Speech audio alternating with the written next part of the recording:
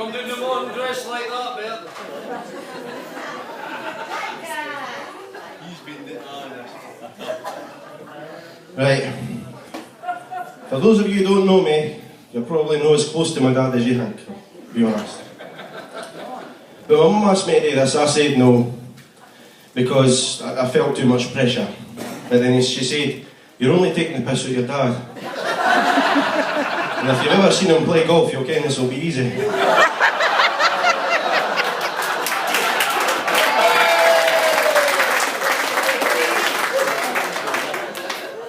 Now, a lot of people have showed up for this dad. My mum's obviously here. It's hard living with my dad, because I mean, you just need to look at my mum, she's only 30. I got that bad that she developed a drinking problem. And I told her that I got that bad I left a note saying that she needs to go to Bupa for help. But unfortunately I left the note upside down and she went to a pub.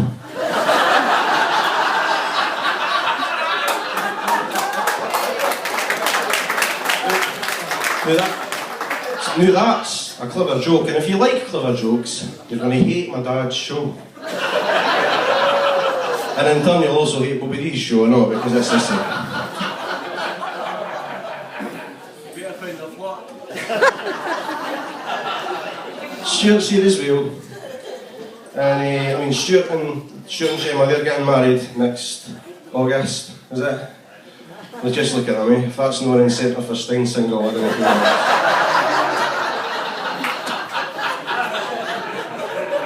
Gemma thought Stuart was cheating on him because she caught him smiling.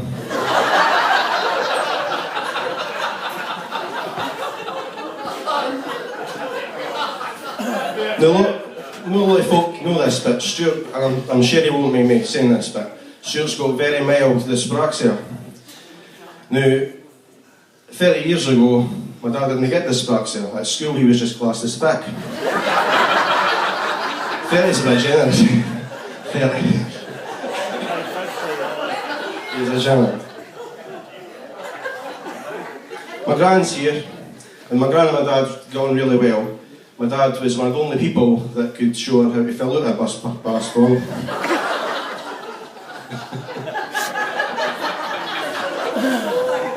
My aunties and uncles are all here.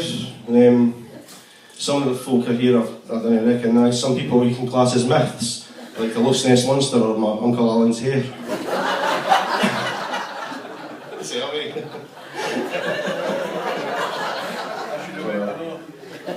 Kenny Payton was supposed to be here, Dad, but he couldn't come. But for those of you who don't know who Kenny Payton is, Kenny's a top agent. He's not as good as James Bond, but he's killed a few careers.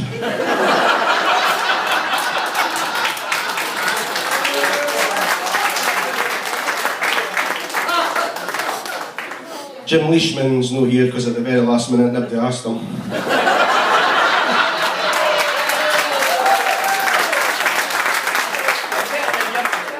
And now finally, after take the mick out of you, Dad, and you're the reason we're all here, wasting a perfectly good Sunday. I hear you, Don. Now, most of you would all think it would be great growing up with a dad who's hilarious, and I suppose it probably would have been.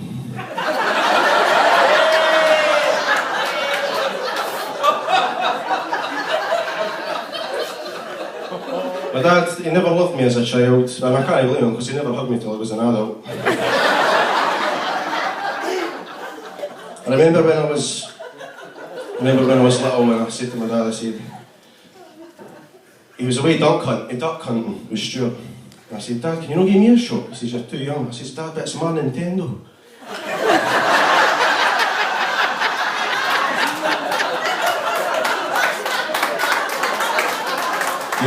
This is true. We went to a driving range once, and we got a starter feast. It was me, my dad and Stuart, and we got a starter each, and a main meal each.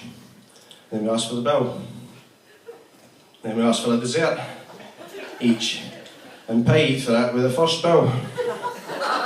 So we stole 3 cakes, and this is the kind of person that wins Citizen of the Year.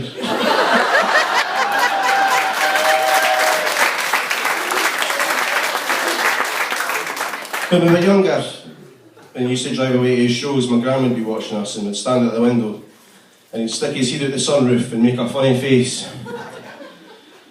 Now one day, he made the funniest face ever and crashed the car. And no matter how hard they tried, they couldn't change his face back.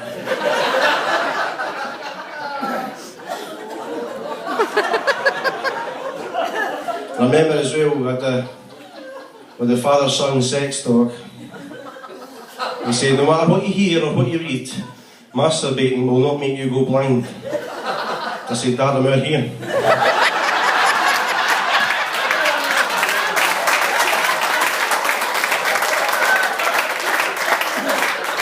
This is a bit true story. He took me and Stuart a walk in the woods. And you could only get there, hear what's coming, eh? You could only get there by climbing a barbed wire fence. So me and Stuart climbed it first. Then we turned round to see where my dad was. And he was on the barbed wire fence hanging upside down, asking for help. And he came up with him, nothing.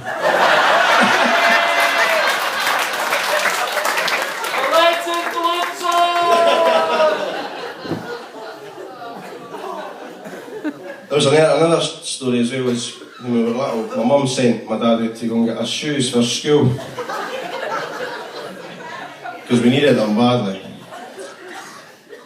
And he come back with a set of new pots. You should have seen the look on the teacher's face who walked into school the next day. Now, I don't know a lot about my dad when he was young, but what I do know is that when you're a really fat kid, you only get to be two things: funny and a goalkeeper.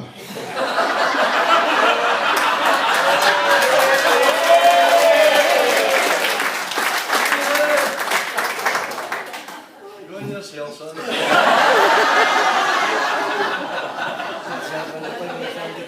My dad was a football player, playing for teams that back in the day were brilliant, but nowadays have very little impact on the football world. Teams like Gunness, Dennismuir and Scotland. My dad was the goalkeeper for the team. He's absorbed more shots than George Best at Witherspoons. He was called the Cat, but not for his ability. He was the manager's favourite and was considered by the rest of the team to be a bit of an arse-licker.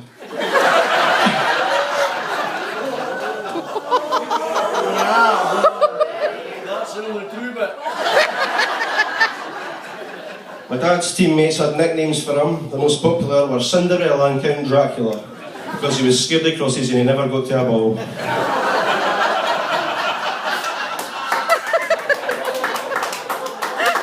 Watching my dad's playing style, everyone used to think that he was sponsored by Lurpak, or at least his gloves were. Looking back though, job-wise, my dad always was someone who would think outside of the box, and this did harm his career as a goalkeeper. Sometimes my dad gets accused of being racist because he says, there's a couple of jokes today with black people, but he's really no, well, to be honest, thinking back, when I was wee, we had a bonfire on the 5th of November, and as he walked along, he says, Dad, you can't put that on the bonfire. I says, but Guy Fawkes wasn't even black. He looked at me and he said, who's Guy Fawkes then?